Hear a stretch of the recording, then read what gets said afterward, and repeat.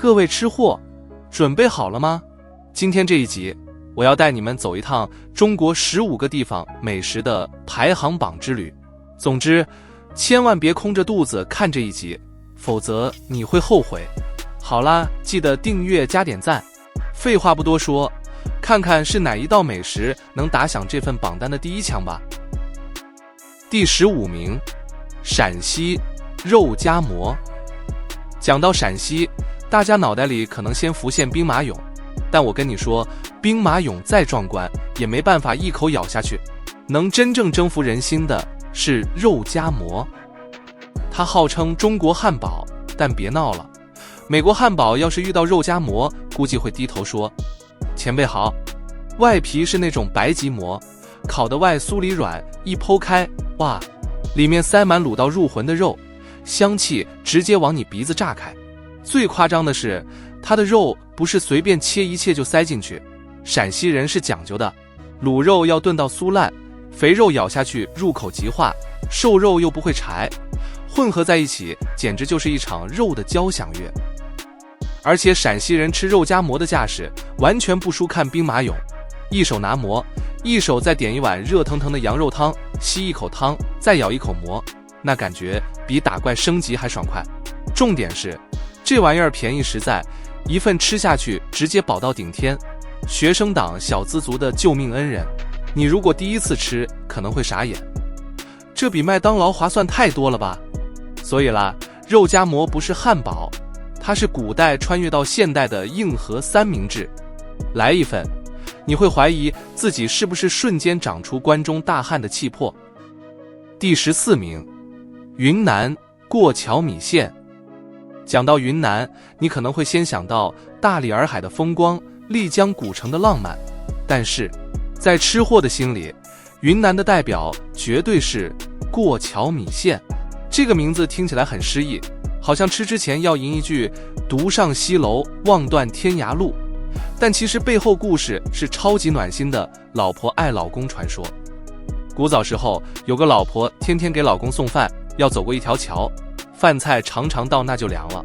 她聪明啊，用滚烫的鸡汤上面盖一层有保温，结果食材到老公手里还热腾腾，老公一吃直接笑出酒窝。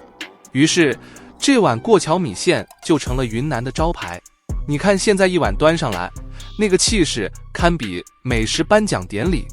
先是大碗金黄色的汤，油层在上面静静飘着，活像汤穿了一件羽绒外套，然后服务生端来一盘盘生肉片、豆腐皮、鹌鹑蛋、蔬菜、菌菇，整齐排列，感觉下一秒就要喊选手请就位。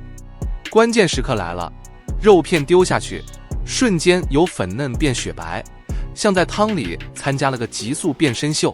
接着米线一放进去，滑溜溜的吸满汤汁，一入口，汤头鲜美，米线软糯，配料层层叠叠，整个味觉体验堪比在口腔开烟火。而且过桥米线还有个欺骗性，你看那一大碗，心想这谁吃得完啊？结果你边聊边吃，低头一看，碗底干净到可以直接照镜子，还会暗暗后悔啊，刚刚为什么没多加点辣椒、酸菜、香菜呢？你知道吗？过桥米线其实不只是云南人吃，全世界最长的一根米线就是在云南创造的，足足有150多米。想象一下，这根米线要是掉进汤里，可能要10个人分工来搅拌。还有，据统计，云南人平均一年可以吃掉超过100碗米线，换算一下，几乎3天就要来一碗，完全是离不开米线的节奏。第13名，新疆大盘鸡。来到新疆，如果你没吃过大盘鸡，等于这趟旅程白跑一半。这道菜的名字就已经很直接，大盘，不是普通的大，是那种一上桌你会怀疑，老板是不是把脸盆端出来了？想象一下，一大盘红彤彤的鸡块堆成小山，旁边再撒满辣椒、青椒、洋葱，香气扑面而来，你的鼻子还没靠近，味蕾已经自动开机。重点来了，里面还有入口绵软的土豆，吸满汤汁之后，简直比鸡肉还抢戏。最后再往锅里丢一把宽面条，面条疯狂吸收酱汁，直接变成全场 MVP。吃大盘鸡很容易发生一件事，一开始大家很客气，来，你先吃，你先吃。5分钟后，客气全没了，筷子像参加短跑比赛一样乱伸，每个人都在抢最后几条面，鸡肉反而被冷落在旁边。典型的主角辛苦演出，结果配角拿奖的剧情。新疆人豪爽，这道菜也一样豪迈，分量大到根本不是给一个人吃的，是设计给一群人边吃边聊，边笑边抢。那种气氛就像一场朋友间的小型美食派对。你知道吗？大盘鸡其实诞生在1980年代的新疆公路边餐馆，当时卡车司机最爱点这道菜，因为一盘就能吃饱好几个人，省钱又实在。久而久之，它就成了新疆最具代表性的硬菜。而且新疆人常说，大盘鸡不分南北客，只要一上桌，人人都是朋友。第12名，四川火锅。各位观众坐下来，锅子一开，红油辣椒翻滚冒泡，就像一锅地狱岩浆。你看着它，心里想啊，这可能会要我的命。结果你筷子伸下去，加一块毛肚，3秒钟涮起来，入口那一瞬间，辣、麻、烫，刺激到脑子直接短路，好像有人在你耳边狂敲锣。醒醒啊！接着眼泪鼻涕狂飙，隔壁桌还以为你失恋，你一边喊哎呦我的天，一边又对服务生说，老板再来点辣油。这就是四川火锅的魔性，他明明虐你千百遍，你却待他如初恋，越吃越辣，越辣越爽。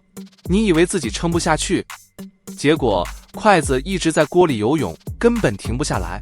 而且四川火锅不是孤军奋战，食材军团排队参战，毛肚、黄喉、鸭肠、牛肉片全都在火锅红海里翻滚，像恐怖片里的群众演员，一个个被辣魔王召唤，然后乖乖投降。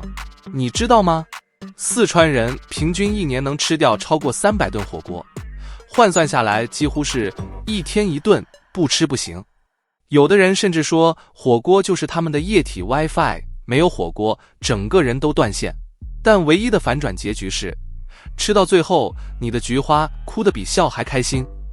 第11名，天津狗不理包子。来到天津，第一件事不是问路，而是先问狗不理包子在哪儿。这名字听起来很奇怪，好像老板脾气很差，谁都不理，但其实背后有段超可爱的故事。当年小伙子名狗子做包子太专心，顾客喊他都懒得回，大家就开玩笑叫狗不理。结果一传十，十传百，现在全世界都知道这个牌子了。那味道呢？哇，真不是盖的。包子皮薄但不容易破，轻轻咬开，里面馅儿香气直接冲你脑门。最夸张的是肉汁，热腾腾的一咬，汤汁立刻爆开，像是肉馅偷偷在里面藏了一颗美味水球，完全防不胜防。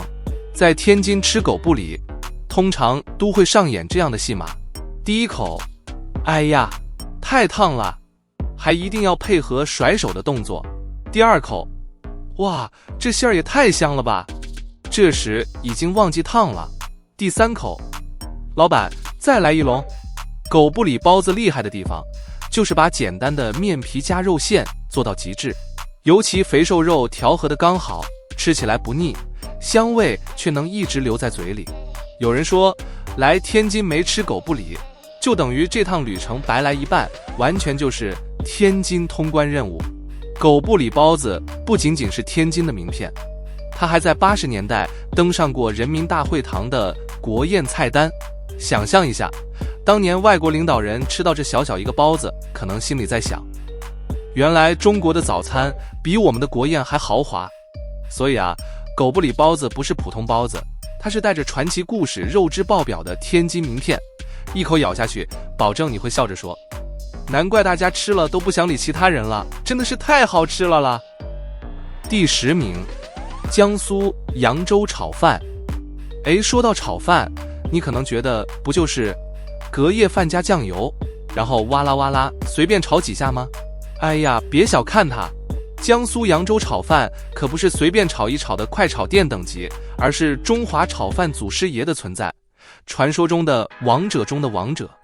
先来讲个重点，扬州炒饭讲究色香味都要到位，颜色不能太黑，不能像是被酱油海啸淹过，香气要粒粒分明，每一口都能闻到蛋香、火腿香、虾仁香交织成的三重奏。味道呢，就是那种哎呀，这碗饭下去，我立刻有精神干3天3夜的感觉。最屌的是它的粒粒分明哲学。真正的扬州炒饭，米饭要炒到每一粒都像开外挂一样独立存在，彼此之间不沾不腻，吃起来就像嘴里开 party， 米粒们排队报到，带着蛋香跟配料跳舞。而且啊，这炒饭历史也不简单，传说跟古代宫廷御厨有点关系，后来流传到民间，直接变成大家桌上的常客。重点是，扬州炒饭就像那种不会出错的男神，不管你嘴巴再刁，再刁刁拽拽，一盘扬州炒饭下去，保证你闭嘴狂扒饭。最搞笑的是，很多外国人还把扬州炒饭当作正宗中国美食的代表，走到哪都能在菜单上看到扬州 fried rice。 只是嘛，正港的扬州炒饭可比那些路边随便翻炒的高级太多，完全是面子与里子的双重享受。所以说，江苏扬州炒饭看似平凡无奇，其实是米饭界的隐藏高手，默默征服全世界的胃。其他炒饭敢说比他强？哎，那可能要再练个100年了。第9名，湖南剁椒鱼头。讲到湖南菜，你一定马上想到一个字，辣。那湖南剁椒鱼头就是把这个辣字玩到极致的代表作。它不是小清新的精致小点心，而是那种上桌就先吓你一跳的大菜。鱼头比脸盆还大，剁椒像山崩一样堆上去，光看就觉得自己舌头要报警。别以为它只是单纯的辣哦，真正的剁椒鱼头厉害之处在于它的辣而不死，香而不腻。鱼肉本来就鲜嫩，遇上剁椒的火力支援，立刻变成一场味觉爆炸秀。第一口下去，你会觉得哇靠，这鱼肉也太嫩了吧。紧接着辣劲冲上来，像一记舌尖重拳，让你鼻涕眼泪一起喷发。最懵的是什么？它超会骗你继续吃，辣到你脸红脖子粗，但手还是会忍不住再加一块，嘴巴边喊不行了不行了，筷子却完全没停过。到最后你整个人就像中毒一样，边流汗边笑，说不定还会冒出一句人生没白活啊。湖南人吃这道菜根本就是日常，他们边聊八卦边下饭，好像这辣度只是小儿科。外地人一试，直接怀疑人生，这是菜还是惩罚？所以啊，湖南剁椒鱼头不只是湖南人的餐桌骄傲，更是勇者的试炼场。吃过它，你会觉得自己像升级打怪成功，下一关人生也能硬着头皮闯过去了。第8名，福建佛跳墙。哎呦，说到福建佛跳墙，这道菜光名字就够传奇。传说当年有个和尚路过，闻到这锅汤的香气，直接忍不住翻墙跳过去，所以才叫佛跳墙。你看，连佛祖都受不了，你说这味道是有多逆天？佛跳墙其实就是一锅食材界的豪华全明星赛，里面有什么？鲍鱼、海参、花椒、干贝、鱼翅、鸽蛋、排骨、鸡肉，反正能想到的珍贵食材，它通通往里丢，包上一大锅，那个香气啊，简直比 ATM 吐钞票还要令人兴奋。佛跳墙不是单纯有钱才能吃的炫富料理，而是福建人对慢工出细活的终极诠释。一锅佛跳墙，少说要炖个10几个小时，火候不够，味道就差，功夫不到，全盘毁，真的是人间极品，懒人免进。最好笑的是，很多人第一次吃佛跳墙会有点紧张，因为太奢侈了，感觉筷子一夹就是人民币在飞。但当你真的吃下去那一口，哎呀，整个舌头都感受到贵气，仿佛自己瞬间从社畜升级成了皇帝。那种鲜美是层层叠叠的，不是普通鸡汤能比，喝完甚至会有点小飘。我是不是该去买辆劳斯莱斯配一下？佛跳墙不只是料理，它是一种地位的象征。吃得起代表你财力够硬，炖得好代表你厨艺登峰造极。难怪佛都忍不住跳墙，就为了尝一口啊。第7名，上海小笼包。哎呀，说到上海小笼包，那可是中华点心界的明星网红。别看它个头迷你，实际上一笼端上桌，战斗力完全可以打趴一堆豪华大菜。为什么？因为它藏着暗器，汤汁。你知道吃小笼包最经典的场景是什么吗？就是一口咬下去，结果咻，汤汁直接喷出来，烫到你怀疑人生。老饕都知道，吃它根本像拆盲盒，拆得巧，汤汁乖乖进嘴；拆不好，不是喷到桌子，就是喷到对面朋友脸上，秒变修罗场。正港的小笼包皮要薄得几乎透明，轻轻夹起来像是在夹个气球，一抖就快破。里面呢，肉馅鲜美又带汤，咬下去就像舌尖开派对，满嘴都是浓缩的鲜甜。难怪老外来上海，第一句话就是我想吃小笼包，完全是城市美食名片。还有很多人第一次吃都会犯傻，直接一口闷，结果不是烫到舌头跳电舞，就是整口喷汤变社交事故。所以啊，行家教你，先轻轻咬个小洞，把汤汁吸掉，再慢慢享受肉馅和薄皮，这样才算过关。上海小笼包不只是点心，小小一颗，却能让全世界的人为它排队。第6名，广东早茶点心。如果你问广东人，你们一天最重要的时刻是什么？答案绝对不是上班时间，而是早茶时间。广东早茶点心就是一种慢生活哲学。一早进茶楼，先来胡普洱或铁观音，再点上一盅2件，什么虾饺、烧麦、凤爪、肠粉，每一样都小小精致，吃起来却满满满足感。重点是广东人喝早茶不是为了吃饱，而是为了坐下来边吃边聊。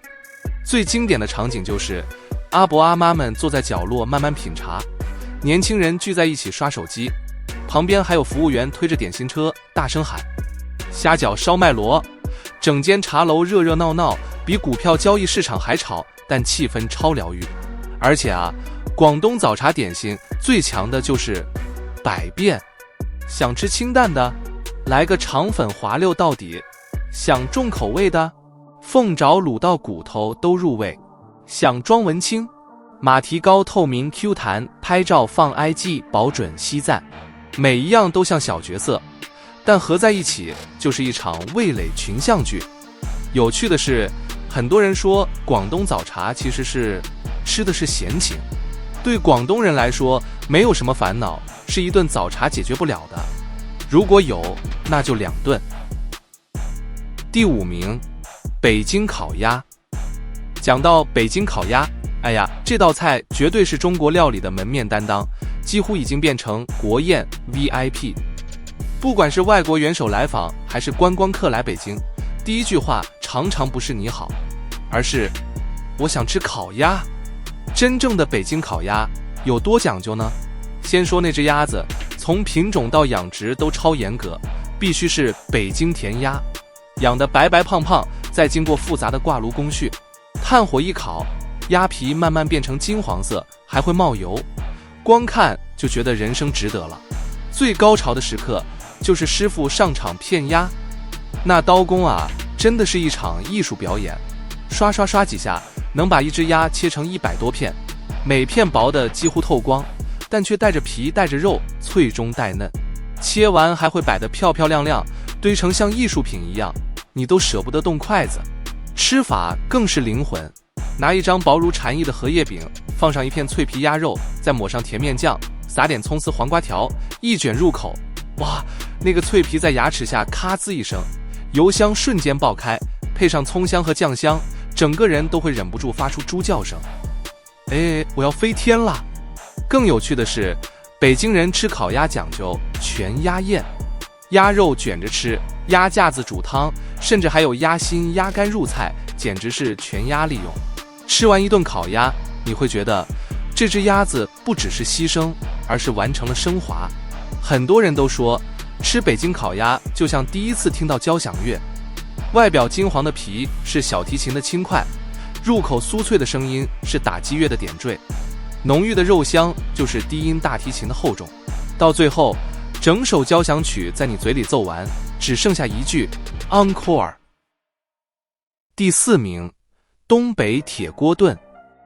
讲到东北铁锅炖，哎呀，这绝对是东北人性格的最佳代表作。啥叫铁锅炖？就是一口超大的黑铁锅，锅盖一掀，里面翻滚的热气直冲你脸，香味直接杀穿你的灵魂，让你瞬间从减肥模式切换成多来2碗米饭。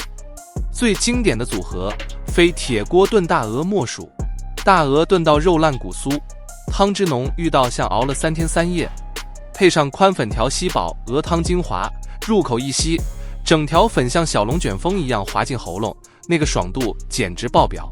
还有土豆块、白菜啥的都丢进去一起炖，最后端上桌就是哇，一锅子乡土豪情。更有趣的是，铁锅炖绝对不是一个人能搞定的寂寞料理，它必须是人多才热闹。东北人吃饭讲究热热闹闹，大家围着大铁锅，一边大口喝酒，一边吹牛聊天，吃到最后气氛嗨到像是在开演唱会。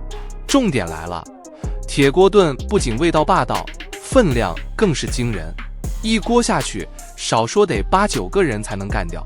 第一次见到的人常常会怀疑，这是吃饭还是在准备过冬的存粮？但当你真的开动，你会发现那股炖出来的醇厚滋味让你一口接一口，根本刹不住车。所以说啊，东北铁锅炖不仅是菜，更是一种东北式待客之道。他告诉你，吃饭不能小气，必须大口吃肉，大碗喝酒，豪爽才是正道。第3名，香港点心车仔面。讲到香港的美食，除了点心烧腊之外，最有人情味的绝对就是车仔面了。它不是高大上的宫廷菜，而是街头最真实的味道。说白了，车仔面就是自由配餐的艺术，面条随便挑，浇头自己选，最后拼出一碗属于你个人的专属剧本。经典配置有哪些？鱼蛋、牛丸、贡丸，弹牙的像在嘴里开派对。再来个咖喱鱼蛋，辣香扑鼻，一口咬下去简直像港片里的爆炸场面。还可以加猪皮、萝卜、鸡翼、肥肠，别小看这些浇头，它们混在一碗热腾腾的面上，简直是食物界的复仇者联盟，每个都想抢戏。车仔面的魅力就在于平民化和无限自由的结合体。你今天穷，来一碗清汤加面条也能饱；你今天想犒赏自己，加满10几样配料，瞬间从小弟升级成江湖大佬。它不像高级料理那么端着，而是用最简单的方式让你吃到最直接的满足感。而且啊，车仔面背后还藏着香港人的生活态度，快节奏中也要留一点属于自己的选择权。上班族一碗，学生哥一碗，夜归人一碗，大家的故事都泡在这碗汤里，热腾腾滚烫烫，就像香港这座城市一样热闹不息。所以说，香港车仔面看似普通，却是一种随你发挥的自由哲学。一碗车仔面能吃出草根的辛酸，也能吃出人间的烟火味。吃它不只是填饱肚子，而是参与了一场街头的小小江湖。第2名，上海生煎包。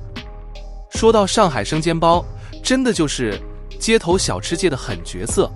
别看它个头小小圆圆，摆在铁锅里排站，白白的身子下面煎到金黄金黄，还撒上一层芝麻和葱花，看起来就像在喊你快点吃我啊。生煎包最迷人的灵魂就是里面那一口汤，咬下去之前你还觉得自己很优雅，结果啵的一声，汤汁喷出来，烫到你一边跳舞一边骂哎呦我的妈呀，但嘴巴又舍不得松开，因为那汤汁浓郁鲜甜，混着猪肉馅的香气，简直是舌尖上的烟火秀。最赞的吃法就是3步走。第1步，先轻轻咬个小口，把汤吸掉，对，就是要偷偷吸，不然衣服可能要送洗。第2步，连着焦脆的锅巴底一起咬，外脆里嫩，完全是口感大反差。第3步，当然是再来一颗，不然根本停不下来。很多人笑说，生煎包是美食与危险的平衡，你想吃它的美味，就得冒着被汤烫的风险。偏偏这种刺激感反而让人欲罢不能，吃过的人都会心甘情愿被烫到100次。上海人对生煎的爱简直像初恋，早餐来一笼，配碗热乎乎的豆浆，人生瞬间满血复活。宵夜再来一份，整个晚上都能笑呵呵。生煎包虽然平价，却能带来那种幸福刚刚好的满足感。看起来小小一颗，却能在你嘴里引爆一场烟火大会。第1名，重庆小面。各位观众老爷们，终于来到冠军宝座，重庆小面。别看它名字很谦虚，就叫个小面，但这一碗面在江湖地位完全是麻辣界的顶流巨星。重庆人爱小面爱到什么程度？有句行话，一碗小面撑起半个重庆的早晨。真的不夸张，重庆大街小巷的小面馆从天亮就开始飘香。上班族没吃小面不敢打卡，学生没吃小面上课都会魂不守舍。就像咖啡之于上班狗，小面之于重庆人就是续命良方。小面的灵魂是什么？不是面条，而是那个调料碗。